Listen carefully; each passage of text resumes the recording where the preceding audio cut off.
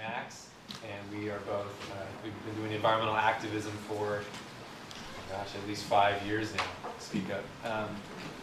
And green energy is a topic that's been really important to us because in trying to find effective solutions, a really genuine response to the environmental crisis, green energy has come up as an obstacle.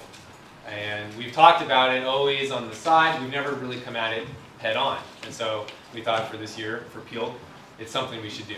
So we're probably going to talk for about maybe 40 minutes, and then we'll do a little Q&A, and we'll call it a day. So I'm going to give it to Max. All right, thanks. Yeah. Thanks everyone for coming. It's an honor to be here again. So today we're going to introduce you to some ideas that you probably will be familiar with already as environmentalists, but we might also be talking about some things that are surprising or even shocking to some of you. So first of all, we're going to introduce you to the world of industrial production. And this is a world that's completely hidden from most of us in our everyday lives. Almost no one understands how industrial production happens. But today we're sort of going to lift back that veil and try and examine what's going on behind the scenes. Can y'all want me to stand up in the back? Is it? Yes. Okay. Yes, hooray. I don't usually like to stand up, so it might be a little awkward. But. So second, we're going to take that information about industrial production and we're going to apply it to green technology. And for the purposes of this talk, I came up with a term for green technology, which I thought was somewhat appropriate, which is the Great Green Hope. And I think that that describes the relationship that many environmentalists have with green technology. So thirdly, we're going to talk about the implications of this focus on green technology, very serious implications, people putting all their faith into this as a solution to the problems we face. And then if we have time, we might get around to just talking about solutions, which is obviously a huge subject. So obviously we're starting with false solutions. So hopefully we'll get around to some real solutions. So, spacebar doesn't work. Arrow doesn't work. Click it. Okay, there we go. So we're going to start by looking at industrial production. And this is just a highly simplified chart that I put together to illustrate the process of producing something in an industrial manner. So this is looking specifically at some sort of green technology like a solar panel or a hybrid vehicle. And this is going to look a little bit different depending on what industry specifically you're examining. But for the purpose of this talk, we're going to examine the materials required for a wind turbine. This is a 1.5 megawatt wind turbine manufactured by General Electric. It's one of the most commonly used wind turbine designs on the planet, and I think there are over 20,000 of these specific units installed around the world in use right now today. So then the cell of the turbine is the portion up in the top here. That weighs 36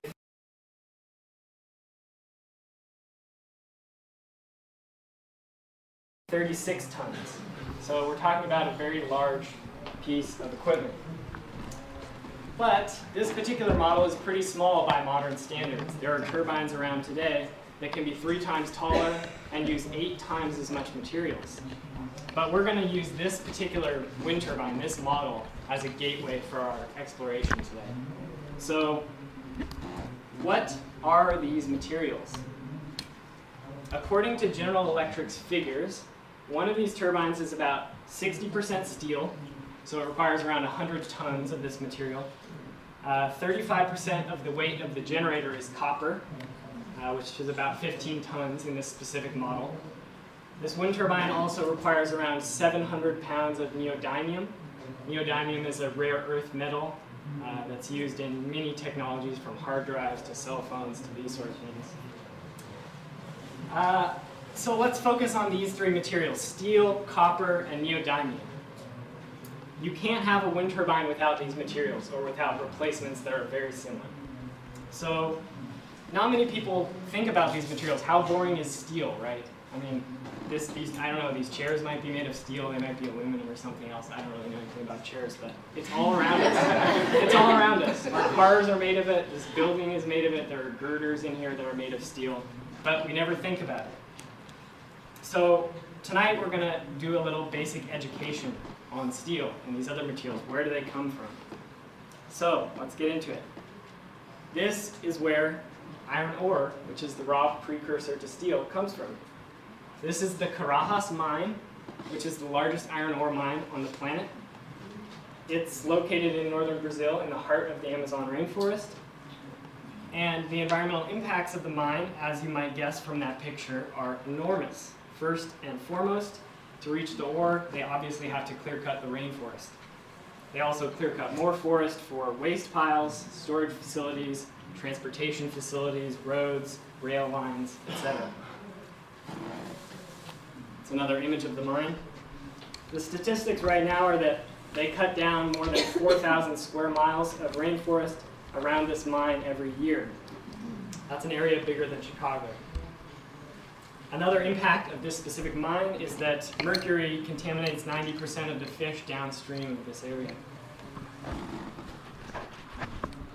In addition to the environmental impacts, iron ore mines in the Amazon have displaced tens of thousands of indigenous people. They've decimated newly contacted indigenous tribes through the spread of infectious diseases. And they've flooded these remote areas with thousands of workers, networks of roads, and all the associated impacts in terms of poaching, logging, economic and sexual exploitation, etc.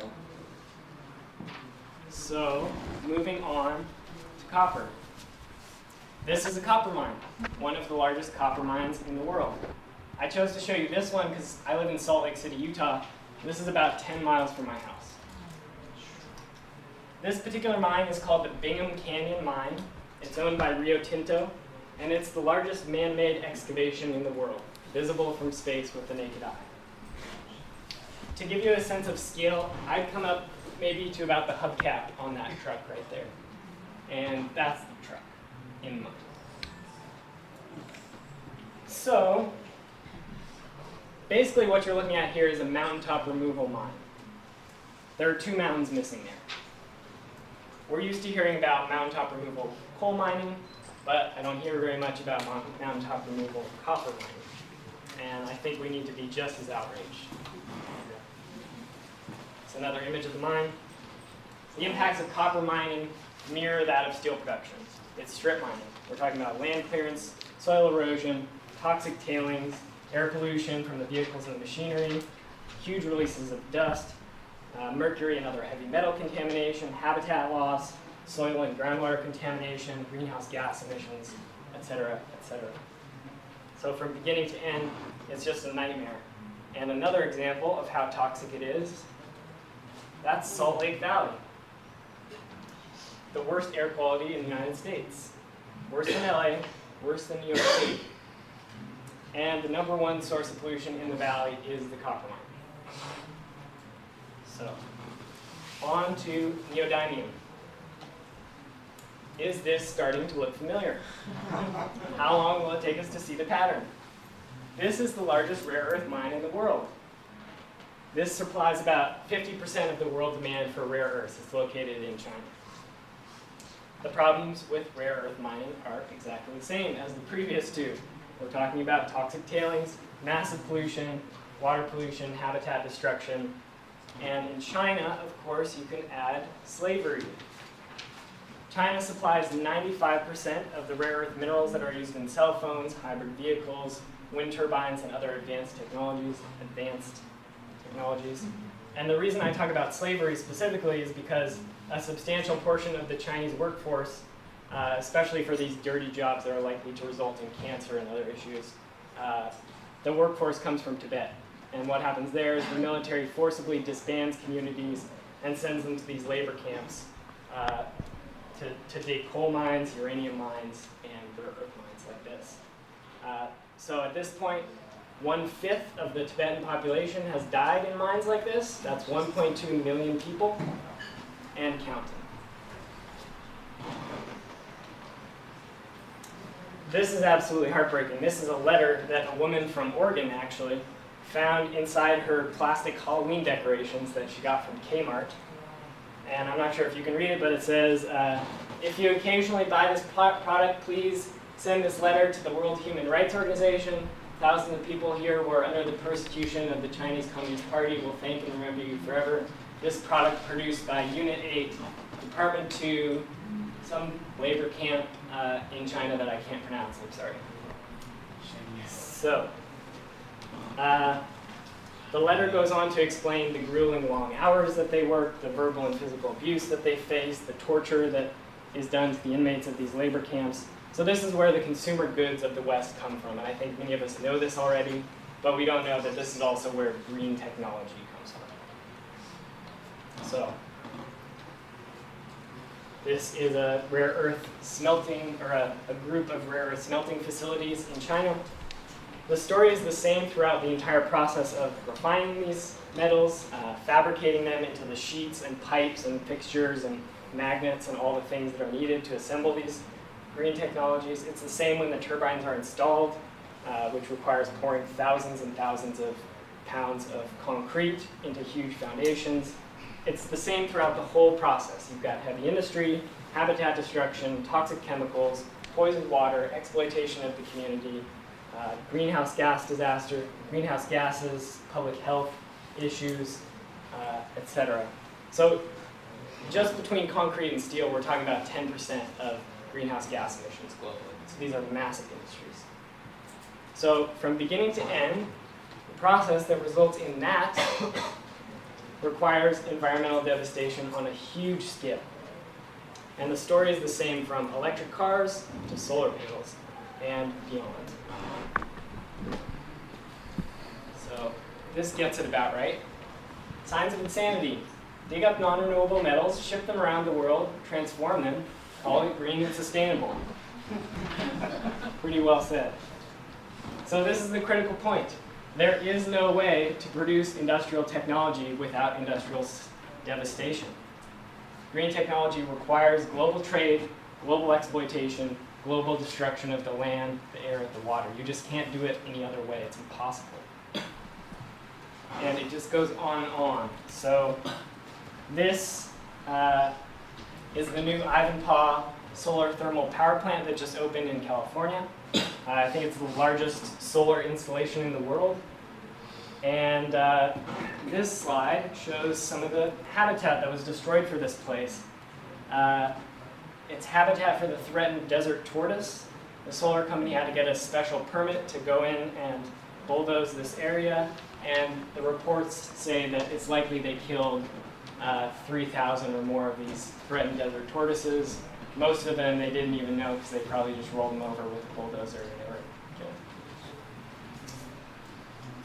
That's just the destruction caused by the installation, of course. So solar panel production is now among the leading sources of hexafluoroethane, nitrogen trifluoride, and sulfur hexafluoride, 3 extremely potent greenhouse gases, which are used for cleaning plasma production equipment.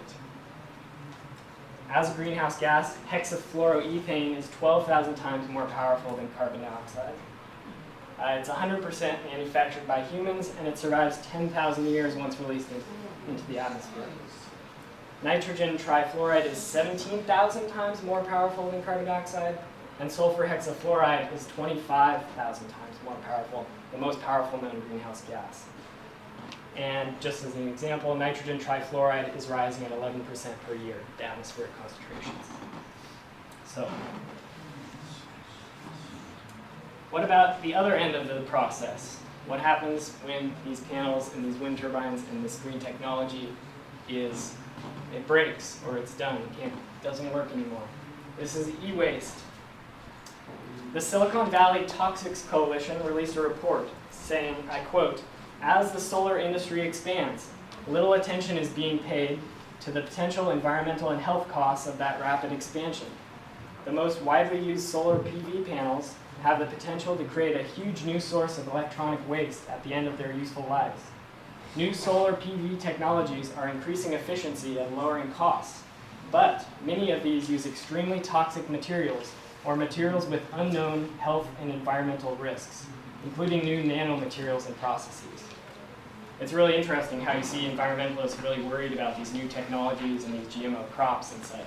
But when it comes to basically applying the same technologies to solar panels and green energy, you know, they're cheering along.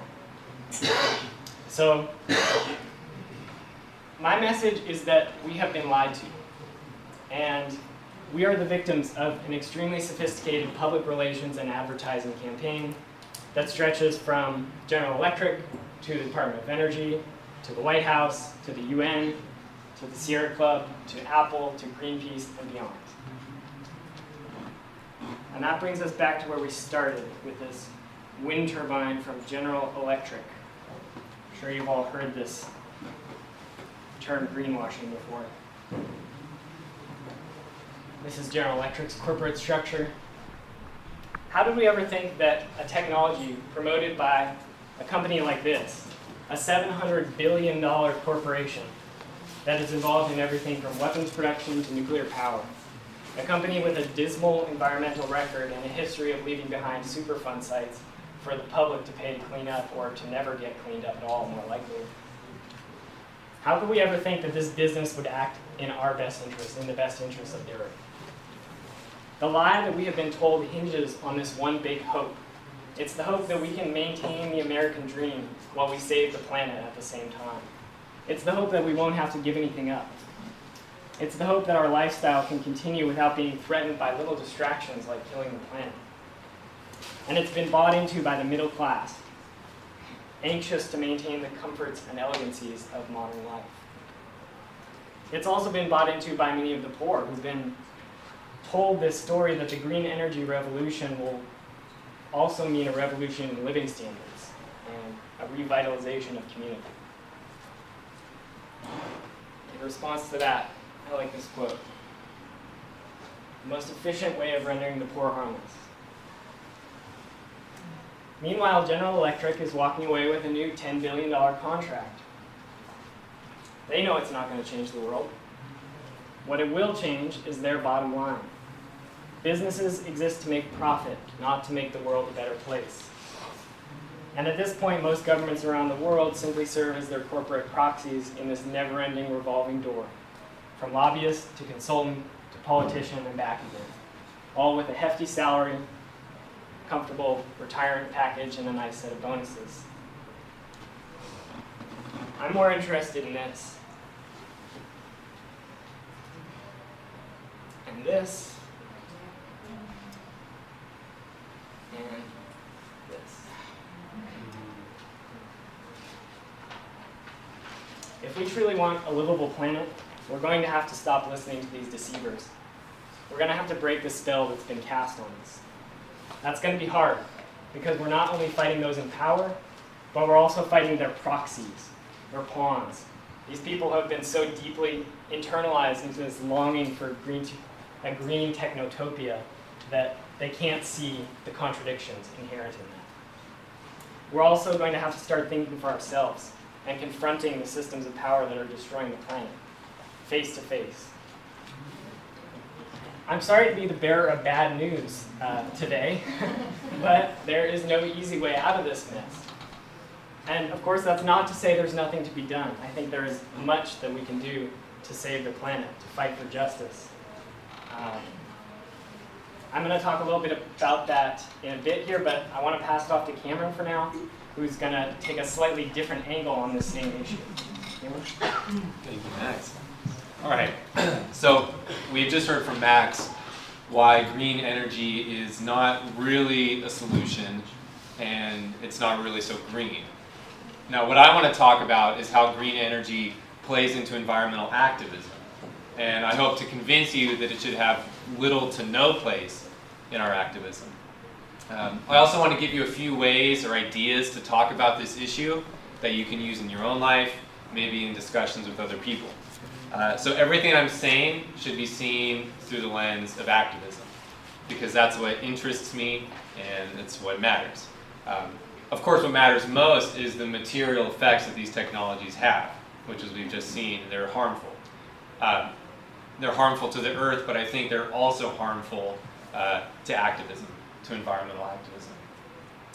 So the first danger I see with green energy is the way that it takes the environmental crisis in all of its complexity and it reduces it to an issue of technology only. And I made a really remarkable paint rendition of this. So that's what it looks like. Now, of course, technology is an issue. I mean, we need different technologies, but we need many other things as well. We need new stories, new institutions. We need new relationships with each other and with non-humans. And many of you have experienced this, how environmentalism at its core, it leaves no stone unturned. It asks us to re-examine really everything in our lives. So the economic, the social, the spiritual, the psychological. But when the problem is reduced to one of technology only, all of those other questions are blotched out. They're made invisible, and we don't even think to ask them. And a friend of ours wrote something I think is great. He said, often we never question why we need new technologies and resources, and we never think about what problems they purport to solve or conceal entirely. And what green energy conceals is the depth of the problem. It's not only technological, it's stories, it's our language. We can go on and on with this, and we should go on and on with this as part of our work. But in short, the problem is total. But green energy conceals this. And this concealing, we could call it illusion. Green energy, it responds to a real problem, a very real problem, but it responds in the wrong way. And in that, it itself becomes part of the problem. So how does this happen? How does this play out? One of our friends tells a story of a meeting he went to with some other environmentalists, and they were saying we need to ramp up solar really fast. And he said, have you thought about resource depletion? That there's not even enough silver to build the amount of solar panels that you're talking about. And one of them, who's a pretty well-known organizer, they responded, don't worry about that, there's more than enough silver, it's just underneath China. So picture that, right? You have a major environmental organizer advocating large-scale mining to build solar panels. And I've heard some gasps. You see the problem. You cannot destroy the world to save it. Right. And also, this is where green technologies take you. Again, you start out on the right path, environmentalism, but you end up in the wrong place, extraction. And this is why we call it an illusion. Another example, as Max was talking about, the Ivanpah solar project. It's the largest solar site in the world. It's a solar thermal site, meaning that all these mirrors, they're all aimed at this water tower. They concentrate the sun's energy, heats up the tower, the water boils, and then steam generates a turbine. And not only heats up the tower, it also heats up the area surrounding it. So they've found already several dozen birds that have had their wings burned and singed, and they've fallen to their death. And there's two ways to respond to that. You could say either, well, this is to save humanity, so what are a few birds? Or you could really open your heart and see that says something about this technology. Is that who we are? That's not who we are. Then we have someone from Greenpeace saying about this project, the clean energy revolution is not only possible, it's happening now. Take a moment to reflect on this news, America. Our movement is stronger than ever. Okay, this project is owned by 3 corporations, one of them being Google. So I hope this is not our movement. Okay, so how has this happened? How have environmentalism and green technologies come to go hand in hand? It's hard for people to think about one without thinking about the other. And it's very strange. It seems like it's obvious, but if you think about it, environmentalism at its core, it challenges destruction. And yet green energy continues it. It depends on it. Environmentalism challenges industrialism, but green energy relies on it and continues it. I think there are at least 2 reasons why these 2 opposites have come together and they've been sold in one package. The first is, like any system of power, capitalists and capitalism in general is good at taking any kind of threat, taking that energy and turning it to its own uses. I think we've seen how corporations, I mean the greenwashing, right? We all know that.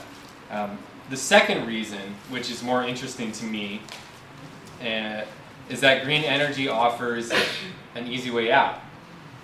So if you believe in green energy, you both get to clear your conscience, you can live green, and you get to hold on to the industrial fantasy, right? You get all the comforts that come along with that.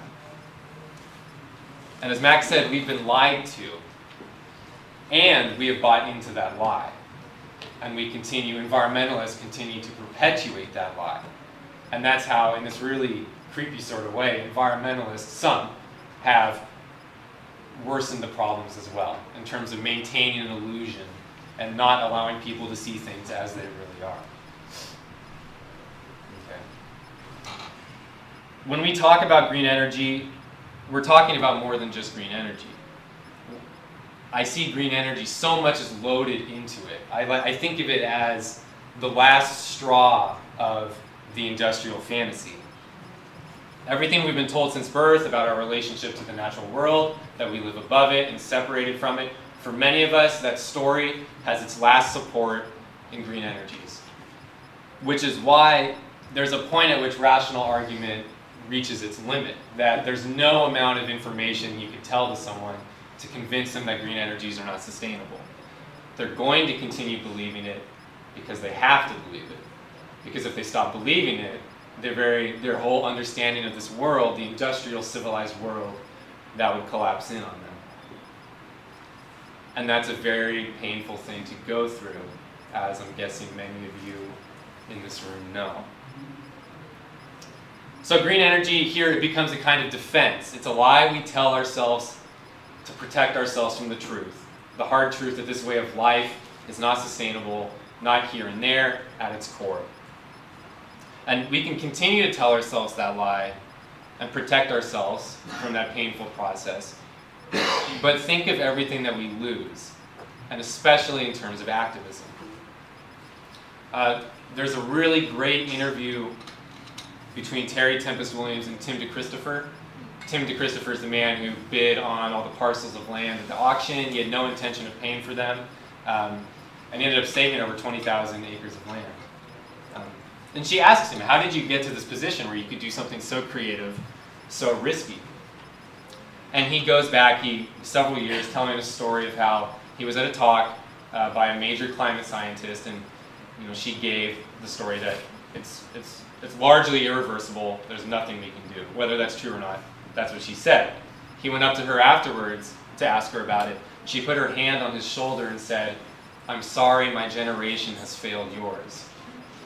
And he's telling Terry Tempest Williams, he says, "Once I realized that there was no hope in any sort of normal future, there's no hope for me to have anything my parents or grandparents would have considered a normal future, I realized that I have absolutely nothing to lose by fighting back." And later on he says, "My future was already lost." So this is what interests me. What has to happen to someone that they become an environmentalist? I mean, it's a lot of things, as you all know. It's love, it's relationships with the natural world, with other people. But for a lot of us, it's about having that view of the world, of the industrial world, of oil and everything that goes with it. It's about having that shattered. And there's nothing nice about it. It's painful, it's difficult, but in its place, you find something else. You find stronger relationships, real relationships. You find passion, and you find commitment to something larger than yourself. And that transformation, that's a really amazing thing. It's something that should be protected and celebrated and guided and honored. And what does green energy do? Green energy, as far as I've seen, and I'm guessing many of you have seen this, it works to stunt and head off that transformation. It domesticates it. It takes all this passion, this energy, it takes it and it redirects it back into the very system that was being challenged. Okay? as I showed, it's gone. As I showed, it makes it a very complex situation. It makes it into a false choice. It's either we have fossil fuels or green energy, right? And that's not true. And we need to break out of that. And when we break out of that, then we can find something new. We can make something new and put that into practice. So that's our challenge, is how can we think and practice an environmentalism that doesn't rely on green energy? Now, some people here might say, okay, of course it's not perfect, but isn't it better than the alternative, better than fossil fuels? And that still seems wrong to me. I think modern environmentalism has almost always relied on a strategy of moderation.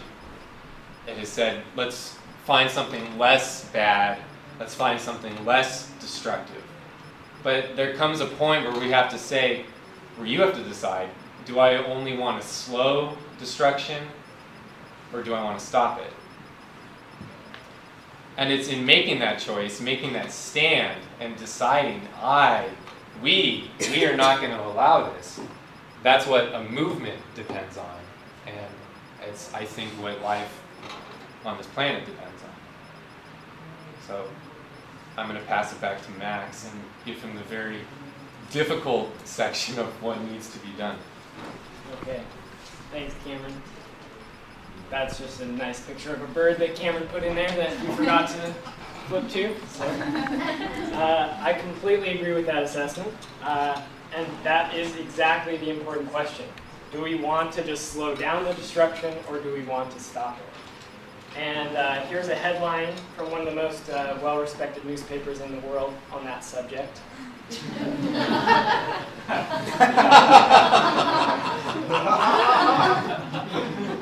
That's one of my favorite headlines I've ever read, because it's amazing how sometimes the fake news is so much more true than the real news, you know. Oh, I'm sorry. It's a headline from The Onion, that's why we're laughing. It says, "Millions of barrels of oil safely reach port in major environmental catastrophe." So, what Cameron said is right. We've gotten too comfortable in this mindset of finding a less harmful alternative. And honestly, when you're starting from this god-awful baseline, it's pretty darn easy to find something that's slightly better.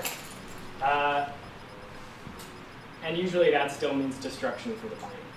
So if there's one thing we want you to walk away from this talk with, it's that green technology is not a solution. And it reminds me of a quote from Malcolm X, and people like to quote these historical figures without really knowing history very well, and so I just want to say that I think it's really important to understand history and to understand these figures, and Malcolm X had a lot of various issues, including misogyny and other things, but he was really smart in some ways. And I love this quote. He said, "If you stick a knife in my back 9 inches and pull it out 6 inches, there's no progress. If you pull it out all the way, that's not progress. Progress is healing the wound that the blow made." I think that's exactly what we're seeing with this green technology. So this is sort of a summary of what we've been talking about here. On the left, we've got fossil fuels. On the right, we've got green technologies. So in terms of extraction, fossil fuels require large-scale, unsustainable extraction of metals and other resources. On the right, green technologies requires large-scale, unsustainable extraction of metals and other resources. Just the same. In terms of production, fossil fuels, globalized industrial production process requiring energy-intensive technologies. On the right, under green technology, globalized industrial production process requiring energy-intensive technologies. Pollution, fossil fuels, extreme pollution released from initial exploration through extraction and consumption. Pollution is often visible at the site of consumption. In terms of green technology, it's a little bit different here. Extreme pollution released from initial exploration through extraction and disposal. Pollution often invisible at site of consumption. In terms of human rights, fossil fuels contribute to resource conflicts, exploitation of labor, and human rights violations worldwide. On the right, green technology, exactly the same, contributes to resource conflicts, exploitation of labor, and human rights violations. In terms of democracy, fossil fuels The technology is largely controlled by multinational corporations. They require massive capital to get started. Community scale implementation is largely impossible. On the right, exactly the same for green technologies. So these are just a few of the ways in which these are exactly the same.